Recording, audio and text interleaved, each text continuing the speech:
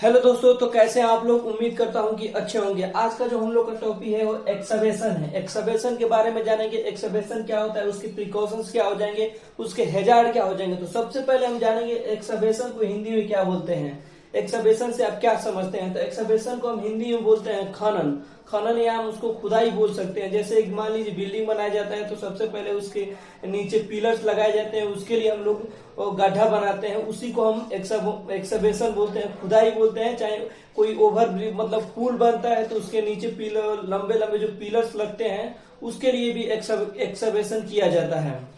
तो देखते हैं कि एक्सकवेशन से क्या हैजार्ड्स होते हैं और क्या प्रिकॉशंस होते हैं। तो सबसे पहला जो हैजार्ड्स है वो है केविन। केविन का मतलब क्या हो गया।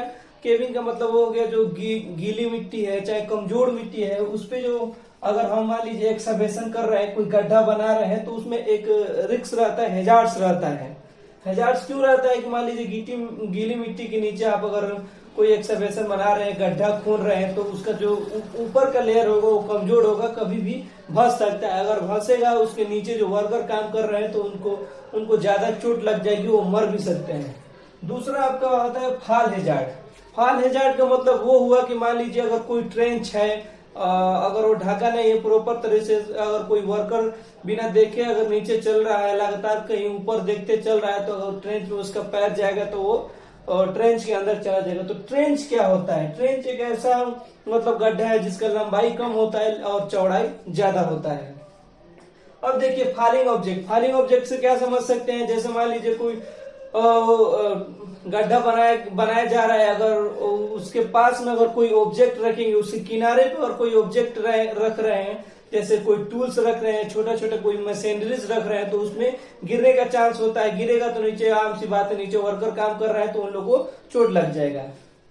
उसके बाद वाटर एक्यूमुलेशन। मतलब वाटर एक्यूमुलेशन का मतलब होता है पानी का इकट्ठा होना है। वाटर एक्यूमुलेशन का मतलब क्या हो जाएगा, पानी का इकट्ठा होना। मान लीजिए कोई गड्ढा है, उसमें वाटर एक्यूमुलेट हो जाए, पानी गड्ढे में पानी ज्यादातर हो जाए, तो उसमें काम करना मतलब एक हैजार्ड ही है।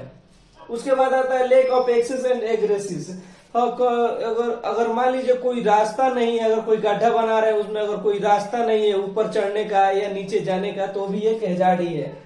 उसके बाद आता है वाइब्रेशन। वाइब्रेशन क्या हो जाएगा, मान लीजिए अगर कोई ट्रेंच है, अगर ट्रेंच के पास से अगर कोई वाइब्रेट होने वाली चीज है, तो वाइब्रेट होने वाली चीज क्या होता है, बड़े बड़े मशीनरीज होते हैं, जैसे रोलर ले लीजिए, जेसीबी ले लीजिए। अगर ये सब किसी ट्रेंच के पास से जाएंगी तो कोलैप्स कर सकता है। उसके बाद आता है लाइटनिंग। अगर किसी भी एक्सकवेशन में काम हो रहा है, किसी भी गड्ढा में मतलब खुदाई चल रहा है, तो प्रॉपर लाइटनिंग होनी चाहिए। अगर मान लीजिए प्रॉपर लाइटनिंग नहीं है तो एक हैजार्ड ही है। उसमें उसमें अगर प्रॉपर लाइट नहीं मिलेगा तो जो वर्कर काम कर रहे हैं वो उल्टा सीधा काम कर सकते हैं उसमें। अब देखिए इसके प्रिकॉशंस क्या हो जाएंगे एक्सकवेशन के, कि किस तरह हम बच सकते हैं इस हैजार्ड से। तो जो पहला होता है प्रॉपर प्लानिंग होना चाहिए। जैसे मान लीजिए कोई भी एक्सकवेशन हो रहा है तो हमें प्रॉपर प्लानिंग करना चाहिए कि कहाँ करना है, उसको परफेक्ट मेजरमेंट निकालना चाहिए, उसको परफेक्ट वर्कर रखना चाहिए कि कितने वर्कर इसमें काम करेंगे।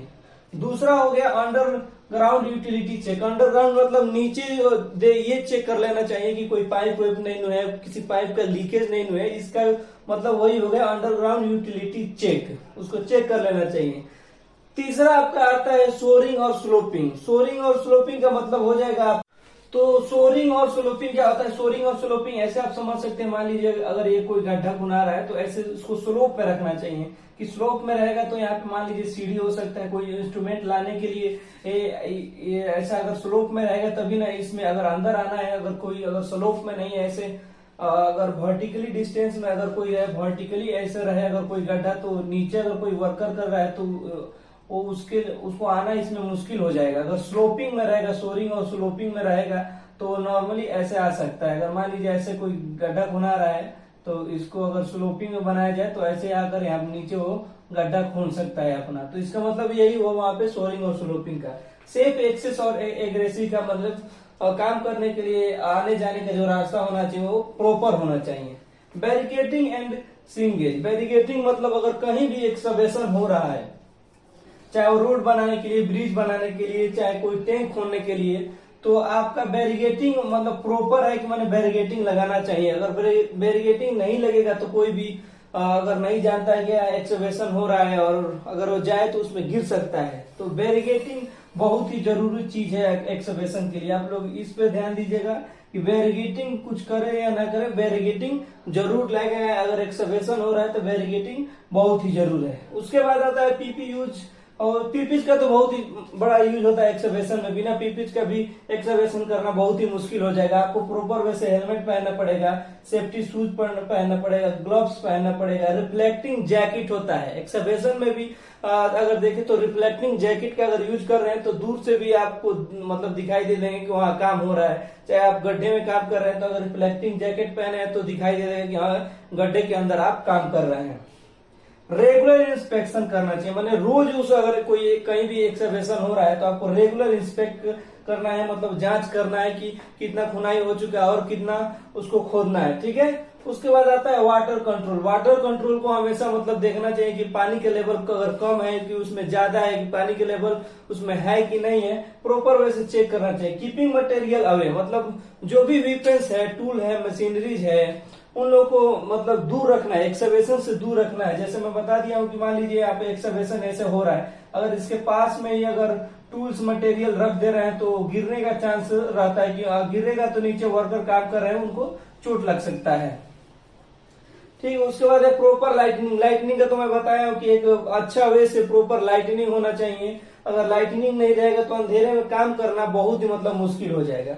उसके बाद आता है ट्रेंड वर्कर्स। एक्सकवेशन में वो नॉर्मल तरह के वर्कर काम नहीं करेंगे, जो ट्रेंड रहेंगे, जो पहले से ही 10 जगह 20 जगह खुदाई कर चुके हैं, उन लोग को रखना है। ट्रेंड वर्कर्स इसका मतलब यही हो गया।